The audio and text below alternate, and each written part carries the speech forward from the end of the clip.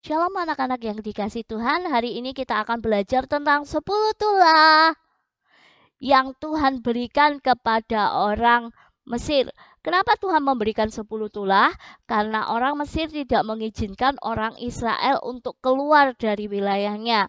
Mereka dijadikan budak. Budak itu seorang pekerja yang tidak dibayar, yang bekerja 24 jam non-stop. Mereka tidak dibayar dan mereka harus bekerja dengan sangat keras. Tuhan memberikan 10 tulah ini kepada orang Mesir. Tuhan menginginkan supaya orang Mesir mengizinkan orang Israel keluar dari wilayahnya dan berbakti kepada Tuhan. Namun apa yang terjadi dengan orang Mesir? Orang Mesir tetap mengeraskan hatinya, tetap keras kepala, sehingga Tuhan memberikan satu persatu tulah kepada mereka. Tulah yang pertama yang Tuhan berikan adalah air menjadi darah. Ketika Musa memukulkan tongkatnya ke air, air sungai Nil berubah menjadi darah. Kita lihat dalam kehidupan sehari-hari, semua orang membutuhkan air untuk minum, untuk mandi, untuk masak, untuk mencuci pakaian dan sebagainya. Coba bayangkan jika semua air menjadi darah, maka untuk kebutuhan sehari-hari seperti minum, mandi dan sebagainya tidak bisa terpenuhi karena airnya berubah menjadi darah. Coba bayangkan kalau kita mencuci pakaian yang pakaian putih, kemudian dimasukkan ke dalam air yang berubah menjadi darah, maka pakaian yang putih bisa menjadi berwarna merah. Sehingga bangsa Mesir pada waktu itu mengalami kesulitan. Tetapi mereka tetap mengeraskan hatinya, tidak mengizinkan bangsa Israel untuk keluar. Sehingga Tuhan memberikan tulah yang kedua, yaitu kata. Datanglah kata-kata dari sungai Nil yang memenuhi istana Firaun dan rakyatnya. Nah, coba bayangkan kalau kita bertemu dengan satu, dua, tiga, empat kata, itu suatu hal yang biasa. Namun jika seluruh ruangan dipenuhi oleh kata, bahkan seluruh wilayah dipenuhi oleh kata, maka orang Mesir mengalami kesulitan yang luar biasa. Nah, tetap mengeraskan hati, Tuhan memberikan tulah yang ketiga, yaitu nyamuk. Muncullah nyamuk yang sangat banyak hingga pada orang Mesir dan kepada binatang. Jika kita digigit satu nyamuk, bentol-bentol tubuh kita. Nah, coba bayangkan jika dalam satu ruangan itu penuh dengan nyamuk, obat nyamuk manapun tidak bisa untuk mengusirnya dan membuat bangsa Mesir menjadi kesulitan. Namun keras kepala tetap ada sehingga Tuhan memberikan tulah yang keempat. Tulah yang keempat adalah lalat pikat. Datanglah lalat pikat atau lalat yang penghisap darah memenuhi semua rumah orang Mesir sehingga orang Mesir menjadi bingung. Namun mereka tetap mengeraskan hati. Tuhan memberikan tulah yang kelima, yaitu penyakit sampar pada ternak. Binatang orang Mesir mati terkena sampar atau demam tinggi, kecuali binatang orang Israel. Yang kita tahu bahwa orang kaya pada zaman dulu terlihat dari seberapa banyak hewan ternak yang mereka miliki. Namun jika hewan ternaknya mati seketika, maka kesulitan yang mereka hadapi.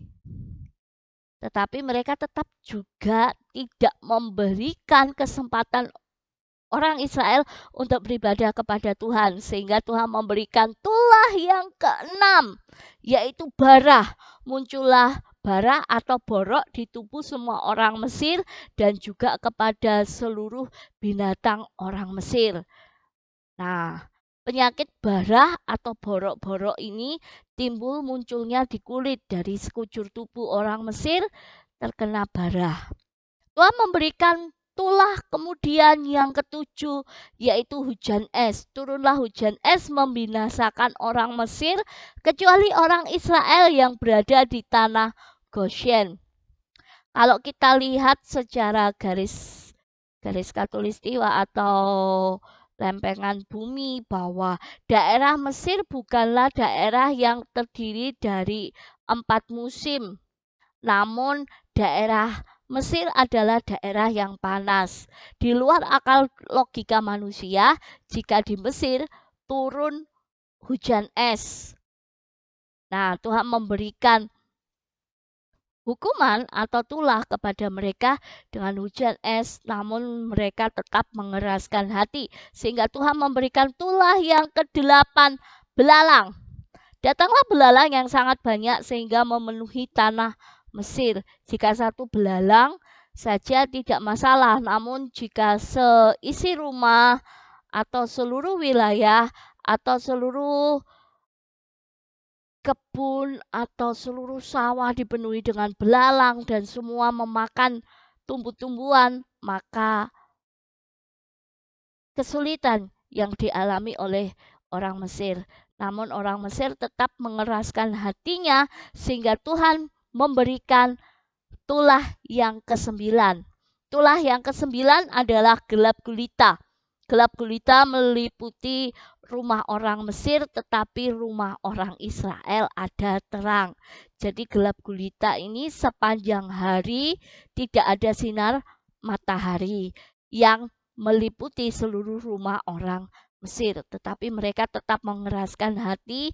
Dan yang terakhir Tuhan memberikan tulah yang ke-10, yaitu kematian anak sulung. Semua anak sulung atau anak pertama mati, baik manusia maupun hewan, baik anak sulung raja maupun anak sulung orang biasa. Sehingga di Mesir timbul rapat tangisan yang luar biasa karena di setiap rumah, setiap anak sulung meninggal. Nah, kita lihat kenapa kok Tuhan mengambil anak sulung. Anak sulung di Mesir, mereka adalah sebagai pewaris garis keturunan. Kalau seorang anak raja, dia akan menggantikan ayahnya untuk menjadikan raja. Walaupun anak orang biasa, dia akan tetap meneruskan garis keturunan dari keluarganya. Dan anak sulung yang diambil.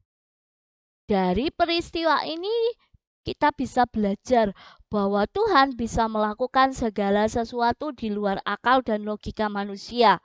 Tuhan bisa mendatangkan tulah kepada orang Mesir karena orang Mesir tidak mengizinkan orang Israel untuk beribadah kepada Tuhan. Nah, mari kita sama-sama belajar untuk taat dan setia kepada Tuhan. Karena kita tahu bahwa Tuhan adalah Allah yang berkuasa, yang bisa melakukan segala sesuatu di luar akal kita, sehingga kita hanya layak untuk memuji dan menyembah Tuhan. God bless you. Tuhan Yesus memberkati. Shalom.